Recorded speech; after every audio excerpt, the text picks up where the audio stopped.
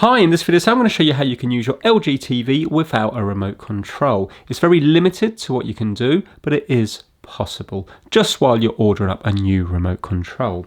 There's a little button just underneath the LG sign. I'll zoom in and show you a little bit later, but all we have to do is tap that, and basically it's going to bring up this menu here, and every time we tap it, it's going to scroll along to a different part of it.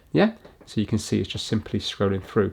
When we want to enter into it, we're going to actually hold down the button. So if I want to go program up, I'm going to hold down the button for a couple of seconds and it will change to that. And now every time I tap it, it's going to start scrolling up through the channels.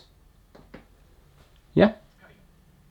And then if we want to get out of that, just hold it down. And let's say if we want to move on to that one, we just tap it and then hold that one down.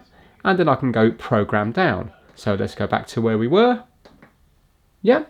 And then if you want to change volume, you just hold it down until it goes solid, and then you can just move it around and you can change the volume. So I'm on volume up, so I just hold it down. Can you see it's gone to this? And then every time I tap it, the volume is going to be going up.